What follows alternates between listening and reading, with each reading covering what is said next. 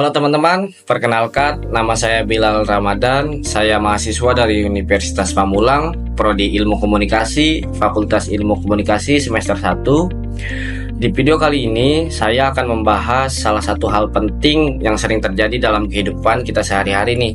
Namun sering kita anggap sepele, yaitu tentang hambatan komunikasi. Komunikasi itu penting, tapi terkadang pesan yang kita sampaikan tidak selalu diterima dengan baik oleh si lawan bicara kita. Nah, kenapa hal itu bisa terjadi? Yuk kita bahas.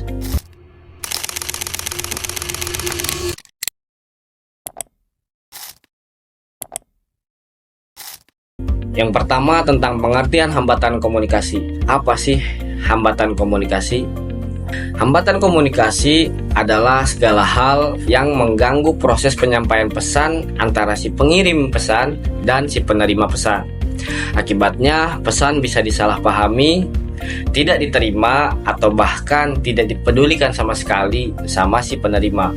Saya mempunyai satu studi kasus nyata tentang hambatan komunikasi dalam operasional perusahaan logistik.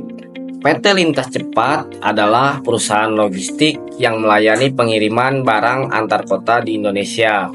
Perusahaan ini memiliki lebih dari 200 karyawan yang terbagi dalam berbagai divisi seperti administrasi, gudang, pengemudi, dan layanan pelanggan atau customer service.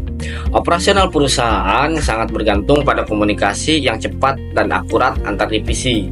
Komunikasi internal biasanya dilakukan melalui grup WhatsApp, sistem manajemen internal berbasis web, dan sesekali melalui panggilan langsung.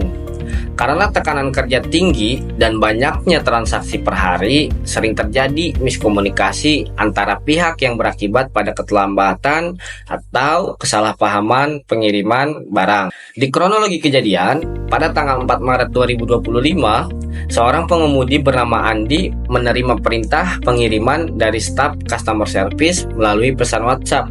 Nah, pesan WhatsApp-nya bunyinya, "Mas Andi, kirim paket ke Jalan Natia, urgent, atas nama Budina." Tanpa konfirmasi lebih lanjut teman-teman, Andi segera menuju lokasi yang dimaksud. Namun sesampainya di sana atau di tempat melati itu, ia tidak menemukan alamat yang spesifik atau rumah atas nama Budina. Ia mencoba menghubungi kembali staf customer service, tetapi tidak mendapatkan respon karena jam istirahat. Akhirnya ia menunggu di sekitar lokasi kurang lebih selama 1 jam sampai mendapatkan kabar alamat lengkapnya. Akibat keterlambatan ini, pelanggan mengeluh karena paket berisi dokumen penting baru tiba setelah waktu yang dijanjikan. Hal ini berdampak buruk pada reputasi perusahaan dan membuat manajemen harus memberikan kompensasi pada si pelanggan. Identifikasi hambatan komunikasi. Hambatan-hambatan yang terjadi di dalam kasus ini yaitu ada hambatan teknis, hambatan organisasional, hambatan waktu, dan hambatan antar pribadi. Hambatan teknis itu apa? Hambatan teknis yaitu tentang pesan yang dikirim melalui WhatsApp tidak menyertakan informasi yang lengkap.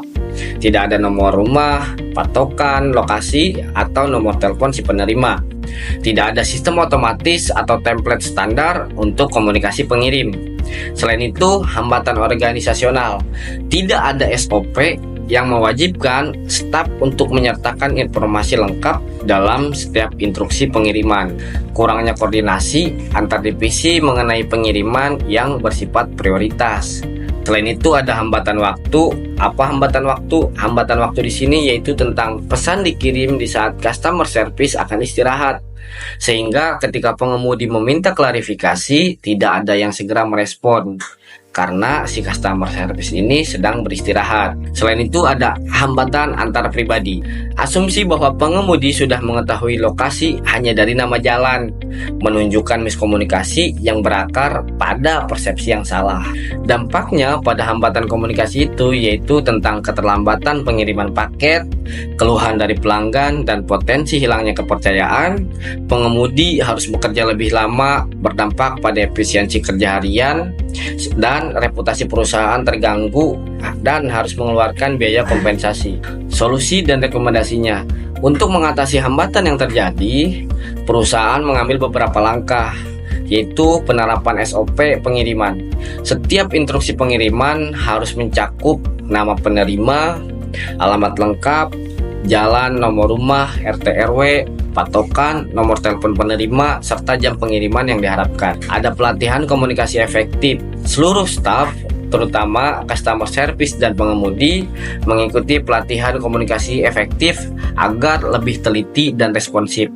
Dan ada penggunaan aplikasi internal, yaitu perusahaan mengembangkan sistem berbasis aplikasi yang memungkinkan form pengiriman diisi secara otomatis dan dikonfirmasi sebelum dijalankan oleh si pengemudi.